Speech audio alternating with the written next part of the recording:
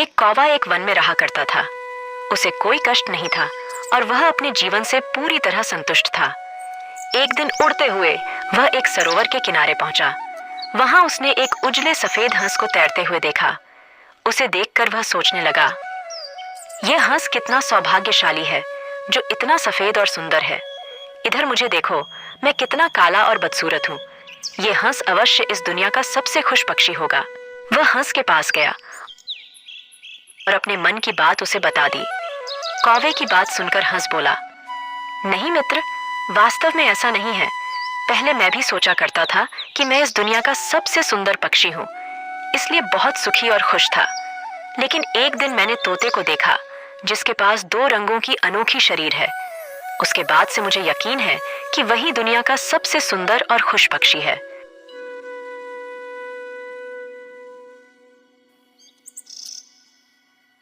हंस की बात सुनने के बाद कौवा तोते के पास गया और उससे पूछा कि क्या वह दुनिया का सबसे खुश पक्षी है।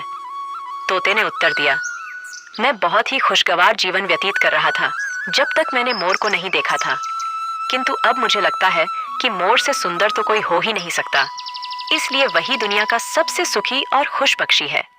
इसके बाद कौवा मोर की खोज में निकला। उड़ते उड़ते वह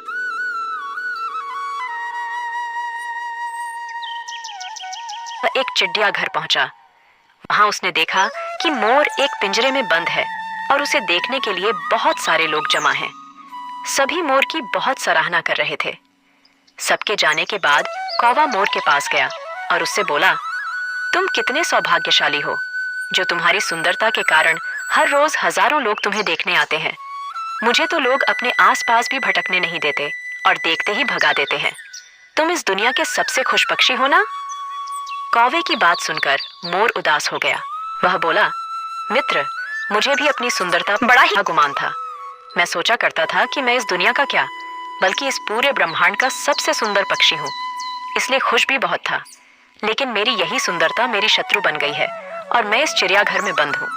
यहाँ आने के बाद, इस पूरे चिड़ियाघर का अच्छी तरह मुआयना करने के बाद मैं इस नतीजे पर पहुंचा हूँ कि कौवा ही एक ऐसा पक्षी है जो यहाँ कैद नहीं है। इसलिए पिछले कुछ दिनों से मैं सोचने लगा हूँ कि काश मैं कौवा होता तो कम से कम आजादी से बाहर घूम सकता और तब मैं इस दुनिया का सबसे सुखी और खुश पक्षी होता।